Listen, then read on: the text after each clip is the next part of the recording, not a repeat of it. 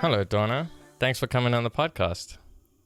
Hi, and thank you so much, Shane, for having me here. It's a pleasure to be with you and Underground Antics. Yeah, I'm excited for our conversation today. You're a really interesting and impressive person. I mean, you're a professional speaker, a best-selling author, healer, coach. I mean, the list goes on. But I think the sort of title that intrigues me most is the Mind Whisperer, right? Yeah. Now, what exactly does that mean to you? Okay. Well, how the name came was that someone had asked me, just like you, what do you do for a living? And I described what I do. And they went, well, I don't know what you just said, but you're like a mind whisperer. And I just kind of looked at them and they said, well, like a dog whisperer and a horse whisperer, but you're like working on people in their brains. So that's like a mind whisperer. Right. And the media heard that and they've picked it up. It's been there ever since. And that's why today I'm known as a mind whisperer. So what is that really? Well, our subconscious records everything from the moment we're born to the moment we exit this earth, everything as a literal event. And what it's doing is it's assigning emotions and feelings to those events moment by moment.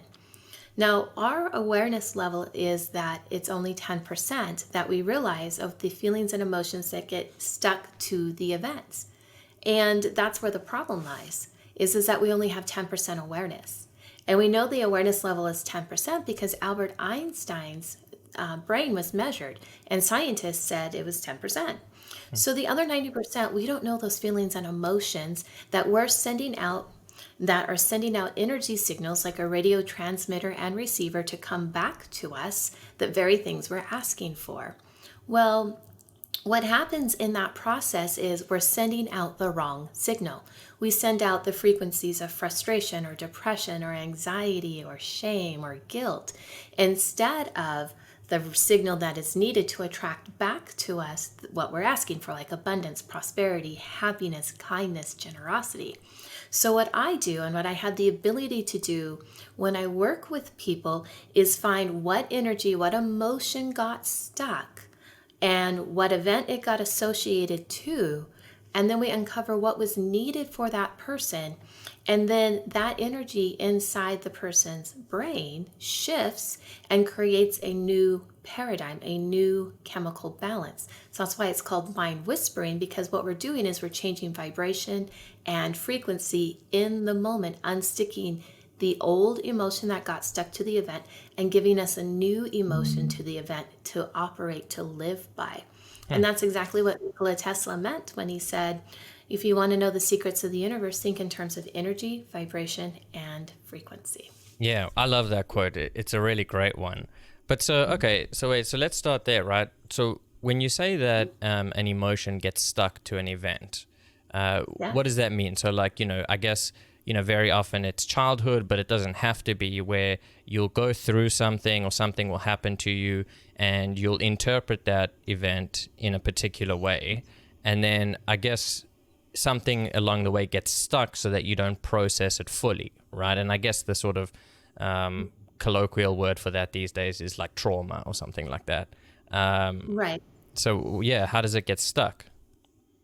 So in every moment, every possibility always exists. What happens in the subconscious is when you have an emotion and a feeling and it gets associated with an event, it keeps repeating that emotion or feeling like a mind loop tape. It's like an automated response system. So say, for example, you want to have more abundance, you want to have more prosperity, but everything you do just you feel frustrated about because you don't get more abundance, you don't get more prosperity, and it's just frustration. Well, that frustration it came from a pattern, so we can uncover where it was located in the body. And then when we go back to an original event of when was the first time you felt that frustration, you're going to go, usually most people go back to childhood. Well, the very first time I ever felt frustrated, I was 9. Well, we can uncover what happened at age 9. And in this particular example, it was a live example in a presentation that I was doing on a tour in Connecticut. And his parents got divorced and he was in the middle, and the more got divided up. Both families were comfortable, but they didn't have the extra, and he was put in the middle, so he had all this frustration. So frustration was an automated response system of subconsciously not having the more, not having the comfortableness, which is why he had frustration 25 years later when he was trying to create more. So when we found out what he needed, it was the sense of accomplishment and pride. And then when that energy came in the moment, he looked back at that event and saw that he was happy and he was riding his bicycle down the street. He wasn't in that frustrative energy anymore. Well, he created the more. It's been 2 years and the frustration was gone. So that's what I mean is that the emotion gets stuck. It only repeats the one that you remember. And it's usually the lower vibration. Right. And it creates it as a pattern. So, but we have the ability to go in and change that. Right. So it gets stuck in the sense of like you haven't processed it properly or something. Because like, why would some things get stuck and not others, right? Right. And that's that 10% of awareness and that consciousness as well. We're only going to remember about 10%. And that was if you're Einstein. So we're probably closer to like 8%, maybe 9%. To what we actually remember, because we don't remember how we feel every single moment of every single day. We have the capacity to do it. We just don't have the awareness to be that much in tune to how we feel all the time. That makes sense, right? And I guess that, certain events will have much greater of an impact. And if we can't process it for whatever reason, then it gets stuck and we get stuck on a loop of trying to process it. But then we don't allow ourselves to do it, right? Because we don't want to feel those feelings again. So we kind of just shut all that shit down and keep it there. Yes, and we don't know to process it. When you're 8 or 9, you don't know that you need to sit down and process that your parents got divorced. It's not part of the paradigm. You just kind of go along with it because what other choices do you have? Right. And then, I guess if you accumulate a bunch of these experiences over time, then things start to get a bit rough in the subconscious, and your conscious life feels very unstable or depressed or anxious or whatever it is, and you don't know what to do about it because you're not even really sure why it's happening. Right, exactly. We just know that in the moment we're asking for something, we're wanting to have something a little bit different. This is what the law of attraction is all about. Your thoughts create your reality. But then when that reality doesn't return, it's because there's an energy or a fuel behind the thought that is propelling it forward into motion. And if that's not in alignment with what you are asking for, you're only going to get back the emotion and feeling of that energy signal that you are sending out, not what you're asking for. So you can say, I want to create more money, and yet feel frustrated. Well, frustration is in that 90% in that subconscious, so the universe is going to return to you frustration, not more money, until you feel what more money feels like. And then that is the energy that propels the thought, more money, into motion, and then you get results 100% of the time. But so how would one go about then making that transition? I mean, I know this is the work that you do, right? Like it often takes a lot of sessions and coachings and things like that. But, just from a more like general perspective, like what is the process by which someone, let's say someone, using this example, they're like, okay, well, I want to make more money or have more abundance or prosperity in life, but I can recognize that I just end up with frustration. Right. And so where do you go from there? Right. If you want a tip of something that you can utilize for yourself without going through what the whole session work would be, is I would take out a piece of paper and I would write down your goal at the top. And then I would write down exactly how you feel if you did not achieve it. And then I would write down on the other side of the paper how you would feel if you did achieve it. And then there's some conscious work that you can do, and you can sit there and you can do like a breathing exercise. It's about feeling the higher energy, the higher frequency to bring your goal into existence, because how you feel by not achieving it is probably what's stopping and what's blocking you from having it. There's a lot of different things that you can do consciously, which is saying affirmations, repeating how you feel with the positive aspect of it. But all of that is going to take more time. It's going to take more energy. It's going to take focus. It's going to take clarity. It's going to take consistency to do that from a conscious point of view. Now, our consciousness is only 10%, and that 10% is trying to override the 90%. So the faster way, of course, would be to go through and utilize session work, do some of the programs to learn how to make those internal changes, because it's through various techniques and meditation that you do that. And then you can have the results faster, more instantaneous, and that we're working with the 90% in the subconscious, which is much stronger than the 10% that we're consciously aware of. Right. That makes sense, right? And so, when you're writing out your list of goals, and how you would, your goal and how you would feel if you got it and if you didn't get it, are you trying to identify like how you want to feel, or how you think you would feel if that would happen, or how you have felt, say in the past when you haven't attained goals? Right. You're writing down two things. In the past, you're writing down how you felt by not having the goals. I was frustration. I had anger. I was upset. I was depressed. I had anxiety. I couldn't move forward. So you write down how it felt by not doing it or not achieving it. And then you're writing down how you believe you would feel if I achieved and had this goal and I made it. How then would it truly feel? Right. And you would have to stop and ask yourself, not just how you believe you would feel, but how would it truly feel if you reached your goal? And those might be two different sensations.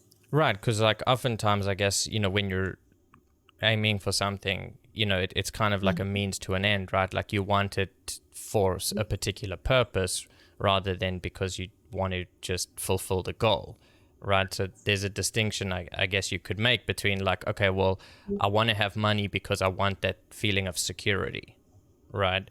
As opposed to like, well, I want to be, I guess you could take it a step further and you say, well, I want the sense of security because I want to be happy, or I want to feel peaceful, or be able to connect, or live a more fulfilled life. And so, the money's the sort of step to get there. Yeah. And knowing the difference between how you believe you would feel and how you would truly feel. One question would be, you mentioned the word happiness. Well, if you achieved your goal, how would you feel? Well, I'd feel happy. Okay, so what does happiness feel like to you? Because to me, happiness might feel different. So how does that happiness feel to you? If you had to describe happiness to another person, and that's where you get into how you would truly feel versus how you believe you would feel. You would believe you would feel happy, but when you describe the happiness, it's going to be described a little bit different, and you're going to use different words, and you're going to actually feel it. And when you start feeling the emotion, that is where a chemical flush comes over the body to make that internal change. You actually have to feel it. So you can't just say the words, I'm going to be happy and joyful, or I'm going to feel better, or no, it feels good. Okay, you really got to get in touch with that emotional part, because that's that piece that will override in the synapse between the two neurons in the brain to create a new chemical balance, a new hormone, the new feeling sensation. And then it will flush through the body in a matter of moment when that feeling comes in every single time. Right. So that makes sense, right? So it's like you're basically putting yourself in that situation to experience what it would feel like. And, you're then conditioning your mind to know what that experience is and to start like seeking that out, right? It kind of, you can then move forward. But I guess, it can be really challenging to do, particularly if you're not in a, for lack of a better word, like in a good headspace, or your mood's not great or whatever, then you're going to be like, well, why am I just pretending like I'm doing something when in reality it sucks? But that's really just an interpretation, right? Right.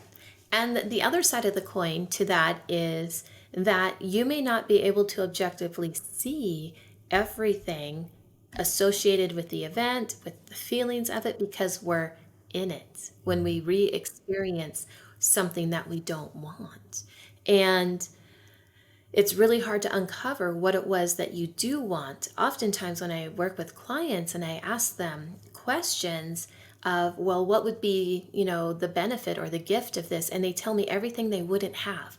Well, I wouldn't feel stressful and I wouldn't be worried and I wouldn't, but they say it in a negative way. So you even have to be conscious of the words. It's like, well, what's the benefit of not being stressed? Or what's the gift of not having the stress? And we have to phrase it positively because of how our brain needs to be rewired.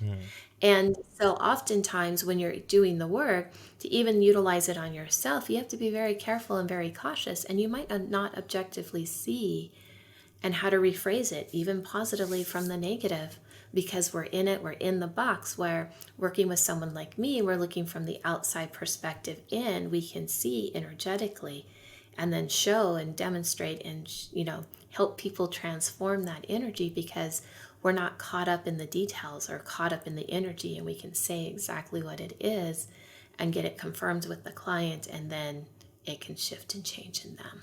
Right. Yeah, I mean, it's certainly, I would assume is quite obvious to people that it's easier to see the problems in other people than it is to see in yourself. Or maybe problems is a bit of a tricky word, but behavior patterns or ways of being, you can easily see in other people, but they can't see it in themselves. I mean, you can see it like in, I mean, I don't know why this example has come up, but it's like people who are in abusive relationships. It's, all of their friends and family will be like, hey, what are you doing? Like, this is ridiculous. But from their perspective, they just don't see it that way. Right. And they have all the reasons and, interpretations and feelings associated with it that force them to see the reality just how they see it, and they can't take that step out. Well, not they can't, but they haven't taken that step out for whatever reason. And then hopefully when they do, then they can, take steps to, improve it or get rid of it or do something to change, right? But you do need to have that awareness from somewhat of a third party, even if it's yourself. You can third party be aware of your situation, but it is difficult to do because when you're in it, and that's all you can see, right? And the rest just feels like speculation. Absolutely. Yeah. Okay. So in terms of like, there's obviously, in your work, you have a strong focus on the connection between emotion and money, let's say, or emotion and, goal achievement or something like that. And that comes back to what we've been discussing, right? It's that emotional center, so to speak, has to be in alignment with whatever it is that you're trying to achieve in order to get to it, right? But there's a lot of these blockages along the way. Right. And no, go ahead. Oh, and some of it we're just simply not aware of. I was a financial advisor and a managing principal of an investment firm, and that was the first career I did. I was there for a decade. And at the end, I traded my health for it, my relationships. I even became financially devastated myself during the global recession. And that's what prompted me to be on this path. And working as a healer, the last several years, I started seeing some commonalities between what my clients were saying and my career as a financial advisor. And what clients were saying when we were getting to the heart of issues, they were saying things like, I want to know that I'm worthy, or that I was enough, or I am valued and appreciated. No one listened to me when I was little. And in the financial world, we use those exact same words. Here is your net worth. Your portfolio value is. Your assets appreciated. Oh, and do you have enough money to fund XYZ goal? And if you didn't feel like you were enough on the inside, you didn't have enough on the outside to fund the goal. So there's a direct correlation to how we are intricately tied to the energy being of ourselves and the energy of money, because we are energy beings in dense form, and money is an outward energy expression that we use for energy exchanges. And how you think and feel about yourself is exactly what and how you think and feel about money. Right. And it all goes back to how you were raised, how you were born, what you were taught energetically, what's in the DNA, all of these other pieces that come into it. It's all tied together. And that's what prompted me to write the book Financially Fit, which is an international bestseller today, because of that connection that I realized with who we are and with money and how the world works. Right. And it's a real deep connection, right? And it's almost well, I guess it is inseparable, because it's all happening inside of you anyway, right? And you can take two people in similar situations who have, let's say, similar financial situations, and they will have completely different views and thoughts and feelings about it, right? Like for one person, they might see themselves as, doing very well and, very prosperous, and they're quite happy with the situation. And then for another, it's just not enough, or there's tremendous fear of it going away, or, whatever it is. And it's like, well, but you're kind of in this same situation, but the way you're seeing it and interpreting it is vastly different, right? And so I guess the step that you talk about in the book is that in order to, reach that place, the real work is the work on yourself more than it is how to manage your finances better. I mean, although that is important, obviously, and there's lots of skills and things like that involved in doing so, it's not going to matter if you don't see it that way. And if you don't do the self inquiry, then whatever happens in your financial status it's sort of I guess just up in the air. It's not really going to hit home. Absolutely. Because all the things that we do, that's in our conscious awareness. Goal set here, budget over here, pay off this debt, invest over here. Those are action steps. And that's the doing side, which is 10% of our reality. It's our conscious awareness. It's how you feel about that. That's in that other 90% that is actually returning to you. So if you hesitate in paying your bills, or you're procrastinating, or you're avoiding, then that's the energy that is going out, and you're going to be avoided bringing in your own abundance or receiving more money to come in because you avoided making the payments. So it always goes back to that state of beingness and how you feel on the inside every single time. Right. And would you say that this is something that like most people struggle with? I mean, I know, you probably come from a select group of like seeing people who are obviously struggling with it. But I mean, this isn't something that's really taught widespread or known widespread, as is with a lot of things. But, it is certainly something that I think everyone would connect with at some level, right? Or maybe not everyone. What is really interesting is that in schools, they don't really teach about money, and there's not money education. And they don't even teach you, parents don't usually communicate about here's how to write out a check, here's how to manage your credit cards, here's how to, and so there's not really this educational piece. So then we grow up, we're expected to be productive and go out into the workforce and make money, but no one taught us how. And then no one addressed really about the energy, about how we felt about it. A lot of people I've learned, their parents, or even some of them, got encoded with that money was an embarrassment, and it was shameful, and it was a secret, and we shouldn't talk about it because there was a lack of money and there wasn't abundance because people were in survival mode. And so a lot of that got passed down through the DNA, and a lot of people still operate from that perspective, but yet they're trying to go out and be productive people, productive citizens, earn a wage, earn an income, and make ends meet and they can't quite figure it out. It's because some of that, it's a secret. We don't talk about it. So then, of course, we're not going to educate about it, and we're not going to do all these other things. So part of it can be cultural. Right. And it doesn't matter what country you live in. I have seen this around in all the countries with an international practice and the different mindsets around it. Right. And yeah, that's an interesting point, right? Is that there is certainly a cultural component to it.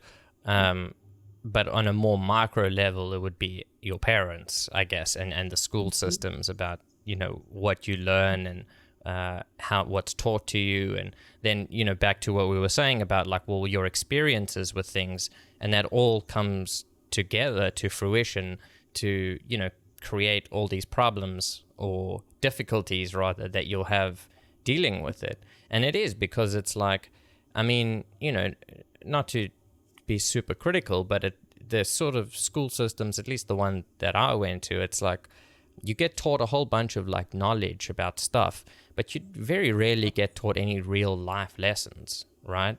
Like, and from the financial perspective, it's like, well, how does tax work? How does banking work? How do loans work? How do, mortgages work?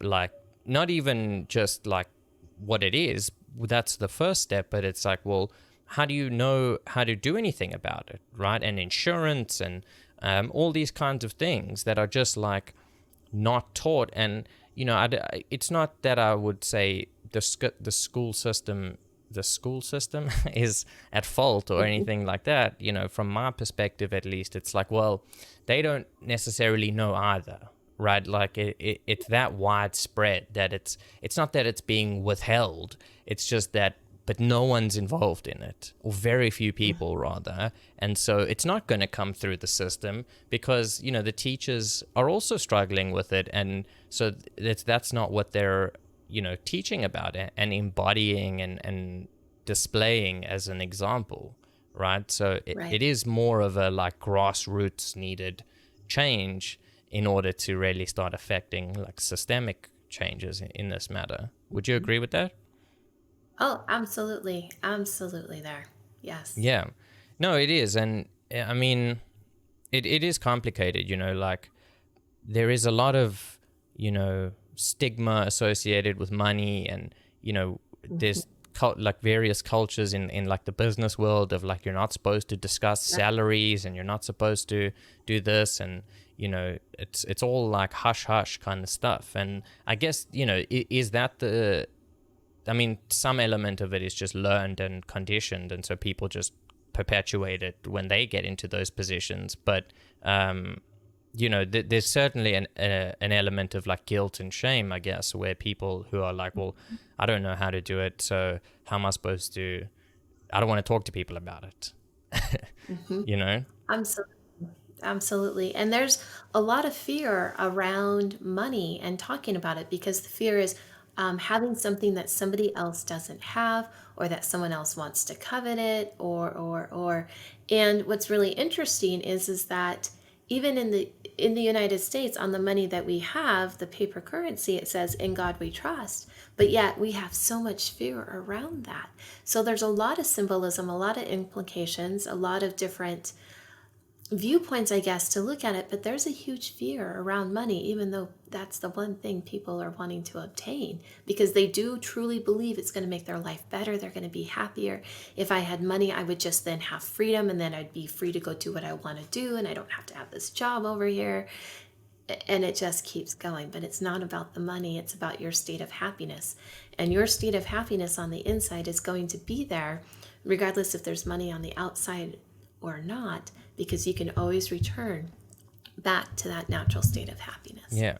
Well, I mean, we do have a weird perception of it. I mean, I'm certainly part of it as well, where you do have that sense of like, well, if I just had, all the money in the world, then I would be free to do anything I want, and I would be happy, or I wouldn't have to work, or, all these kinds of things. And then, but if you actually like go into it a little bit and you're like, well, what would you do then? Or something like that. And it's like, well, I would just chill out for a bit. And it's like, okay, how long are you going to do that for? How long are you just going to chill outside or travel or whatever. And it's like, I mean, maybe you'll do it for a few years or something like that, but is that going to be fulfilling ultimately? And, you know, I mean, one perspective to take is that obviously money like can enhance your living conditions, right? Like there's no argument about that. And it's like without money, you know, things are a lot more difficult. It doesn't mean you can't be happy, but there's lots of things that you'll struggle with, certainly. But you can also look at, you know, the sort of people in the world who have made it, in inverted commas, where they have, you know, millions or tens or hundreds of millions of dollars, and they're suffering and they're up, and, you know, or they're addicted to various things, or, you know, many of them even, you know, unfortunately, you know, die by suicide eventually. Even in the so-called professions that everyone like dreams of as being the ideal, you know, the rock stars or the musicians or the actors or whatever it is. And it's like, yeah, but I mean, they have everything that they thought they needed to be happy, and yet they're still miserable, right? Yes. It's really interesting that you bring that up, because I think back to when I was young, and I remember my mom asking me one time what I wanted to be when I grew up. And I said, well, I'm going to join Greenpeace and save the whales. Because I had this heart-centered approach to life. I always wanted to be of service. I wanted things to be better, feel better. But I know that wasn't the right answer, because she like was very angry and gave me a death ray stare. And I'm like, okay, well, I guess I can be a scientist or a doctor or something. Well, I became so passionate about helping other people have opportunities that I didn't have growing up, because I lived near the poverty line where I grew up in California. And I decided to become a financial advisor as the how-to method to achieve that, because I could help people plan and budget and put together a pathway, and they can invest, and then we can have money work for us instead of us working for money, all of those things that we got taught. And after 10 years, with all of my things, my health, my relationship, and even my own financial situation, that all went upside down. So today I'm still passionate about helping people have those opportunities and to create them. My how-to method is incredibly different. So for all of the people that are out there moving forward, check and see if your how-to method is in alignment with how you are working, what you are most passionate about, because mine wasn't, and I had a huge correction. And this is the way that I was shown. So I know I'm on the right track because it's been working, and it's been working for clients all around the world, not just in the area of money and finance, but also in the area of health, and also in that area of relationships. And what was really interesting is that whenever a shift is taking place in one of those three areas, always, even if it didn't relate to money and more abundance always flowed in. So again, it goes back to that direct correlation, doing what you love, doing what you're passionate about, and making sure your how-to method is in alignment with what you're doing. So what do you mean when you say your how-to method? Well, I was passionate about helping people create money, income, have opportunities for themselves and their children, because I didn't have those growing up. So the world said, be a financial advisor, because that's the how-to method to having more. And so that's what I did. But that wasn't my how-to method, because that was only that 10% conscious reality. Go forward, move, do this, invest here, eliminate over here, this debt. My how-to method is helping people align what's in the subconscious, releasing things physically, emotionally, mentally, spiritually, and then bringing in the positive and the things that were needed, so that subconscious is in alignment with the consciousness to create more. And so my how-to method is different. I'm not putting together a financial plan for people and saying how to eliminate debt and where to invest. I'm saying, let's get ourselves in alignment with who we are first. And then when we take our action steps, we get 100% return. And that is what has been working for the last 11 years. So me being passionate about helping people have opportunities, that is still there. How I'm doing it is not the traditional financial planning way. It's let's align what we got really taught and those emotions and feelings that got stuck to what those feelings really should be. And then that's how we really truly gain infinite prosperity. That's amazing. Yeah. And, it's been quite a journey for you as well. But it's been a lived journey. So through that comes the wisdom, right, that you teach is through your having gone through it yourself and being able to say, not theoretically like this is possible or whatever it is. You're like, no, this is, I'm using my own life as an example of how it really happens and how it really works. And then now you're at the point where you're like, and I have all these people that have benefited from it as well, right? So it's a real strong like proof of concept if anyone was looking for it. But and it's interesting because it's not traditional, so to speak. It's not what most it's not how most people see things. I would say, but have you run into like a lot of, do people like counter argue against you or try and claim otherwise? Does that come up ever? No, because I'm sending out the signal that brings the people to me that are in alignment with it. Right. It's all backed by science and physics anyway. Quantum physics, how the law of attraction works, how the law of magnetism works. I can even explain it through Newton's 3 laws of motion. So everything that I know how to do, it's in the physics books, and their physical laws and their spiritual laws. So science is backing everything that I have shared and that I have explained because it can be measured. Your energy field can be measured and your emotions can be measured. The science, the research, it's out there. And then when it changes, it can be remeasured and be shown differently. Yes, I did enjoy that about your book as well, was that you incorporate all different systems to be like, well, it's evident in multiple areas. And, I think in science, usually it's like if you can confirm something from multiple different approaches, that strengthens the so-called proof of concept or whatever it is.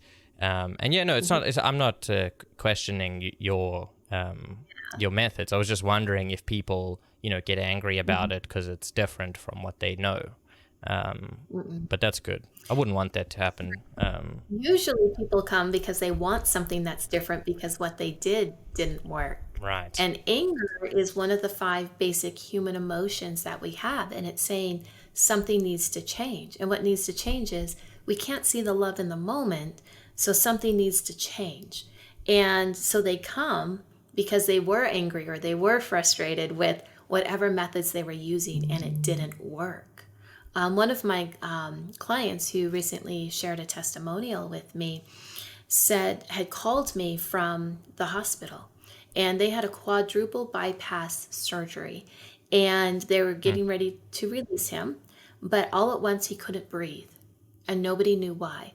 So he started undergoing all additional testing, and he finally took his friend's advice and called me on the phone. And in that moment, thankfully, I had an opening in my schedule and I just worked on him right there because it was an emergency situation. And then as soon as we were done, they took him away to do another round of testing. The test came back perfect and normal. He started breathing again. But what it was a triggering moment of when he was little, like 11, he had gotten hit by a ball, knocked over, and the wind got knocked out of him and he couldn't breathe. And it was the exact same feeling and sensation. His subconscious was playing that loop tape over again. He just had a lot of surgery in the chest area and he couldn't breathe. So it was a psychological, physiological response system that happened.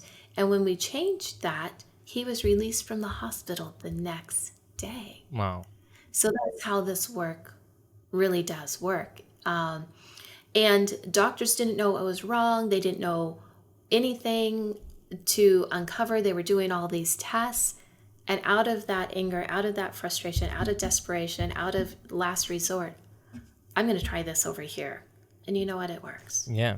That's amazing. Yeah. And it's a really interesting example of how powerful, the mind is, where it can, without your conscious awareness, stop your breathing, essentially, right? Really putting you at a life-threatening risk that that no one appears to know why, but through talking to you, and I guess with the methods that you use, you can start to see it and uncover it, and like we were saying, you process it, and then once that's happened, and I guess, would you describe it as bringing the subconscious to the conscious? Like, is that the process? Yes.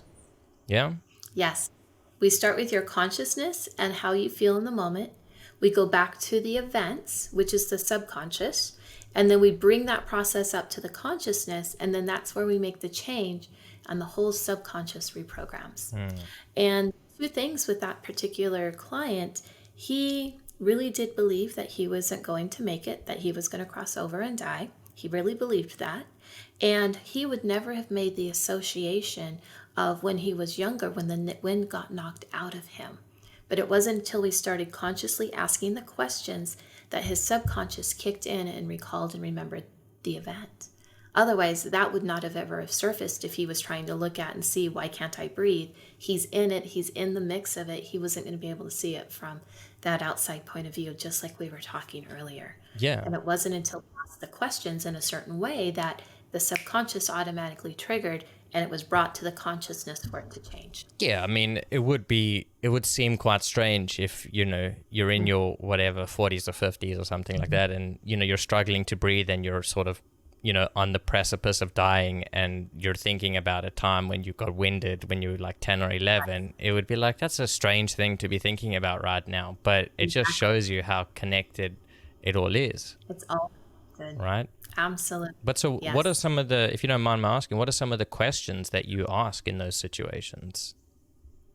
Well, the first thing I want to know is what it is that you want to work on, or what you want to change, or what you want to have better.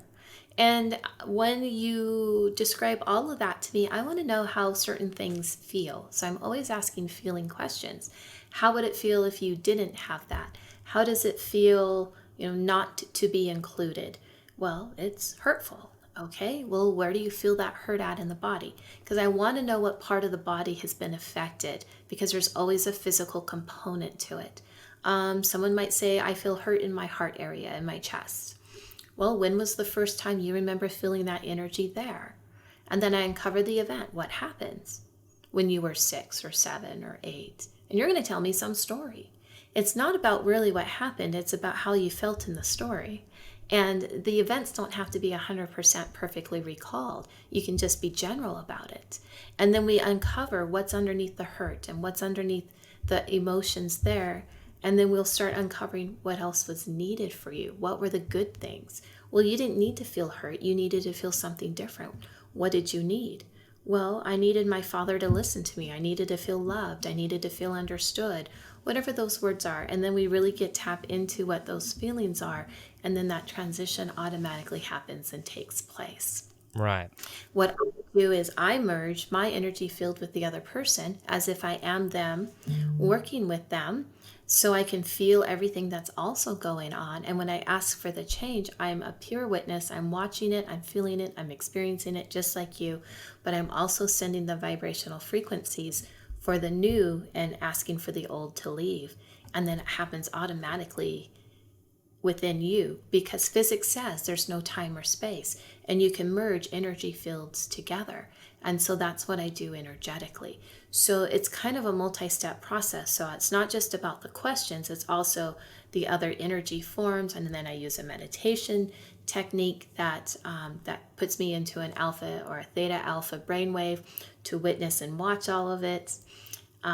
If in science, they actually did this experiment. They took 2 cells from a liver and they put one cell in one location and another cell in a different location. And they traumatized one cell. And the other cell responded as if it also had been traumatized, although it was never touched. And so that's what we're doing, is we're merging our spaces together. I'm doing all of that in that type of work, asking you specific questions. You have to consciously say yes to anything, or no changes ever take place. So you always have free will and complete control of, yes, I want this, and no, I don't want that. And then the things you say yes to are the pieces that come in and happen for you. And then, as just like magic, as people have said, I didn't do anything different. It just happened. And that's the result. Right. Because that got all in alignment. That's amazing. It's all right. And it's all connected. And I love, learning about those kinds of things that happen, because it's truly magical, at least as far as our sort of science and our science world is concerned. I mean, it's I suppose increasingly not so, right? And there's a lot of cool scientists working on that kind of stuff to show that it's a lot more than we think it is. So it's not like it's a hopeless cause, but it is fascinating, and it's really, oftentimes it feels beyond the realm of conception, that you just like don't understand. And that can be frustrating too, I guess, because our minds like to understand stuff before we like acknowledge it as real. We want to know why and how, or whatever it is. right. But if it's evidence in your life and it's your experience, then that tends to supersede the need to understand why and how, particularly if it's a positive change, right? You're like, well, I mean, I don't really care or know how or why this happened, but it's good, and I'm just going to be allowing of it to be that way, right? Yes. Yeah. The other thing I wanted to ask you about was, you talk a lot about in your book and on your sites and stuff like that about heart-centered healing, right? Now, could you explain a little bit about what you mean by that? Yeah, absolutely. All healing takes place in the heart area. The heart is also the heart, and this whole area is also associated with your soul essence, your divine essence. So when I talk about heart-centeredness or heart-centered healing, it's coming from that place. The vibrational frequency, if I was to go with, I'm going to self-flago frequencies, it resonates a pure, divine, unconditional love energy that changes DNA and miracles, is a frequency of 528. And that is the ultimate healing frequency. And if we can restore our hearts back to that frequency, then we're whole and that we are complete. When I talk about people being heart-centered, it's because that they are of service. They want to make the world a better place. They want other people to have what they have, or that they have something to share or a message in that. And those are people that I love to work on, to work with from that place of heart-centeredness, because you want to do good, you want to be of service, you want to help all of humanity. You have a very giving nature.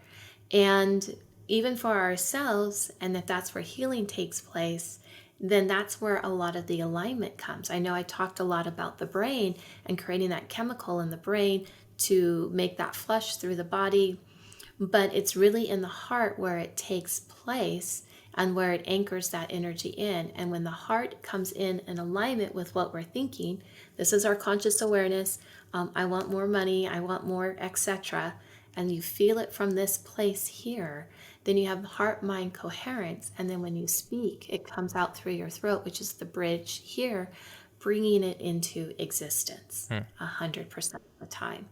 And what happens is the heart is not always in alignment with the brain. We feel something and we think something different, or the other way around. So when we speak, we get what is being felt, which might be the lower energy versus the higher energy. And yeah, and then we're unhappy about what we said or what we did or something like that, right? But yeah, I mean, that's really cool, because I think that, there is certainly an intuitive sense that, you feel stuff here, Yes. but it doesn't always make sense to say it that way, at least in the sort of general culture of at least Western society, of like, oh no, they talk about just like chemical reactions and whatever it is, but there's a growing literature, at least, on the importance of like, full body embodiment, right, so to speak. And yeah, I mean, it is weird, because it's like, when you feel like deep emotions, at least for me, like you do feel it in your chest or in your stomach or in something like that, and you don't really know why, but it's often very unpleasant, right? And so a lot of the time, you try and just do something to get rid of it, and avoid it, or change, or try and forcefully think yourself out of it, which I guess is just like suppressing it, and it's not really gonna go so well if you keep doing that, right? It likes to pop up again. Yeah. Yes. And what's interesting about the heart is that, yes, there's love and there's happiness and there's joy, but we put on other castings. I call it wrapping paper, really. We cover that all up with anxiety or depression, or it could be anger or hurt or sadness, because we fear hurting somebody else, or that if we send out love, love may not come back to us in the way that we want, or we were hurt before, or we were betrayed before. So we put like walls around it. But as we take off those layers, you're restored back to the happiness, the love, and the joy, and those other energies, those other things from other people dissipate before they get to you, because it's an unmatched frequency. You're here in happiness and joy, and they might be down here. So this frequency doesn't align and match. It only matches if you lower yourself to resonate to where they are. So what I'm doing with people as we do the work is increasing vibration and frequency within them. And so the other paradigms of what used to happen doesn't happen anymore, because you don't match that energy vibrationally anymore. You've rose above it. And so that other energy dissipates. And then the heart comes uncovered, and you can really see how people are truly shining for who they are and what their gifts are and who they're meant to be. And it's some of the most beautiful transformations I have ever seen. Mm-hmm. Yeah, and it's definitely evident, to see that, like, what at least many people want is to be able to just be themselves, right? And then Absolutely. And then there's a good question of, like, well, who is that, or what is that to you? And I mean, I haven't always been sure of that either, and I think it kind of changes a lot of the time, but it's like, well, people say, well, what do you want, or what's the real you? And sometimes I'm like, I mean, I don't know. I don't have an answer to that question, unfortunately, but I guess I do if I just take some time to look at it, right? And I'm willing to go through the process of removing those layers to see what's underneath. But it's difficult when you got to go through those, because like, again, it's like you've got to go through the shitty stuff to get to the good stuff, but you've got to go through that bad stuff first, and it's not nice a lot of the time, and unpleasant and uncomfortable, and so we avoid it, but at our own detriment to do so. Yes. And there's a lot of resistance, right? Like, I'm sure that comes up a lot. Does it? Mm-hmm.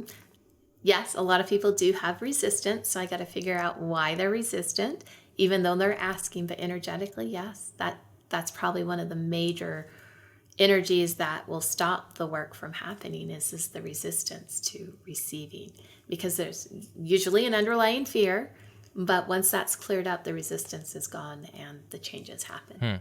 And I guess it would be like a defense, right? Like, resistance would really just be like you're protecting yourself. Yeah. So because there's an unknown. Yeah. You don't know what it's going to be like, but it hasn't been created yet. So if we're creating it now, then it's actually known because we just created it. So yeah, we can go in circles with that. No, it's good. It is. It's really good work, and it's interesting, and as you say, like, it changes people's worlds, because your world is created by your thoughts and your emotions and how you feel it. And so if you're willing to take that step into the unknown and try it and start to see things differently and feel good feelings and connect with yourself at a deeper level, then the world is just infinite potential of joy and happiness, despite all the challenges and things like that. Yes. So, I commend you on your efforts, and I admire, the work you do. And listen, thank you very much for coming on the podcast today. I've really enjoyed our conversation. Is there anything you would like to plug, promote of your stuff? I'll put it all in the description as well, but, where can people find you? Yes, actually. And I found a real simple and easy way for all of this. And all you have to do is text the word manifesting to 26786 if you're in the US, and that will give you a direct access and links to me. So it's the word manifesting to 26786. And if you're outside the United States, the easiest way is just to go to the website at dawnacampbell.com. Cool. Well, thank you very much. Thank 26786. you. I will write that down. Yeah, do it. Go check her out and, book some services. You'll be grateful. Cool. Thank you. I look forward to speaking to you again soon. Yes, thank you so much. All right. Take care.